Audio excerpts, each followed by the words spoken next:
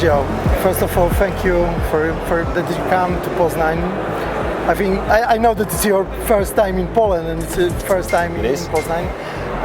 We are on Web3 Game Arena at Poznań Game Arena at PGA. Huge event for gaming and for gamers. What's your first impression about this? Your feeling about the Polish gaming event? Yeah, well, first of all, thank you very much for having me here. For me, it's a pleasure. It's amazing to see so many game developers over here. I was telling you before that when I came this morning to the event, I turned around and when I saw an area in such a big event of Web3, it makes me very happy because I think that, gaming is a really massive opportunity for adoption in Web3. So yeah, this is why we are here. Very happy to be here representing Polygon because we want to attract the Polish ecosystem. I think that we are here for the same. So yeah, very happy to share these days with you. Just a few minutes ago, we had the pleasure to speak on the stage about the e-sport, about the gaming, competitive games, about the user acquisition. I know that Polygon is very deeply involved in the gaming industry. What you're looking on the place like this, and what kind of the product or the gaming experience you are looking? So as you said, gaming for us is really important because it's more than the half of the transactions that happen right now on our chain. It's even more than the average of the industry of blockchain. So for us, it makes a lot of sense to be present in events like this. Our objective is, first one, to meet with game developers that are interested not only on the gaming and gaming in general, but also on the adoption of blockchain, telling them which are the benefits of coming with us to Polygon and helping them understand which are the main challenges of the industry. Secondly, obviously to close partnership as well with big brands that are helping us to make the offer to games wider. Here we can talk about user acquisition, gaming platforms that could help more games to get more users in the go-to-market strategies. So I will say that this mixture of gaming developers and partners that can help them to increase their audiences are the biggest options here. Yeah. Yes, we see on our market, on our metapro marketplace, how many games start switching from other chains to Polygon. And we talked about this, that 50% of transaction on bear market, on on-chain transaction, coming from the game. So is a direction for Polygon? The direction will be guided by what the market says, right?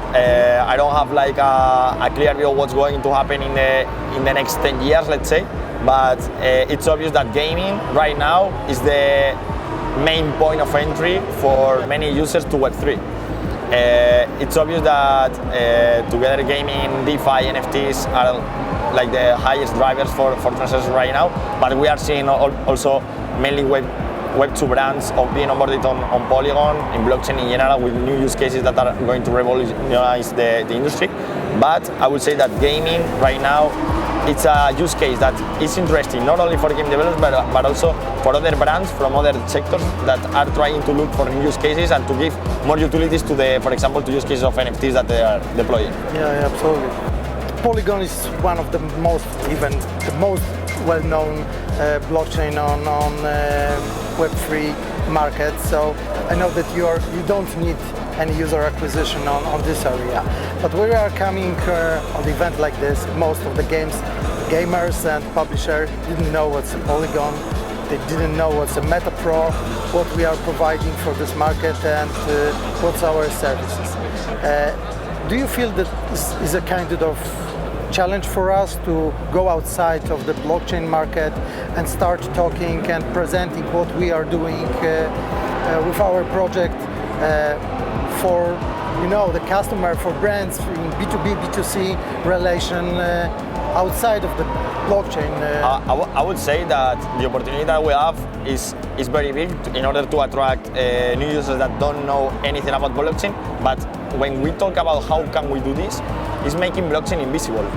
Blockchain is an additional value layer of the internet but must be invisible if we want to drive mass adoption. Okay, so how we are going to do this is not only, I said it before in our panel, it's not only a responsibility of the game developers, it's also a responsibility of the ecosystem providers, of solution providers like wallets, to design solutions which are providing seamless experiences to users, so that we can onboard more users, right? So as you said before, I would say that user acquisition is also a challenge for Web3 layers, for blockchains, because at the end, the models that any blockchain have is to have more wallets onboarded and more transactions, and this only happens if you are able to onboard more users. So I think that we have the same interest, we are on the same page. The way of doing it, there are many ways of doing it, but I would say that we must make blockchain invisible and make the user, the final user, to discover which are the benefits, which are ownership, identity, interoperability, the possibility of earning assets when you invest your time in game. I would say that this is the yeah, that's quite difficult to explain to the publisher and game developers outside of our market. But after the Gamescom, I saw that something was changing, and something is changing right now. Even the organizer of the event like this start to be more open for the project from Web3 gaming market. Gamescom was huge. There was a lot of Web3 games. Now we are on PGA, and we see that we are the same. It's the second time for us, the second edition. But PGA is, I don't know, it's for 17 years. This event is organizing. This is probably the first year with so many Web3 games on this area.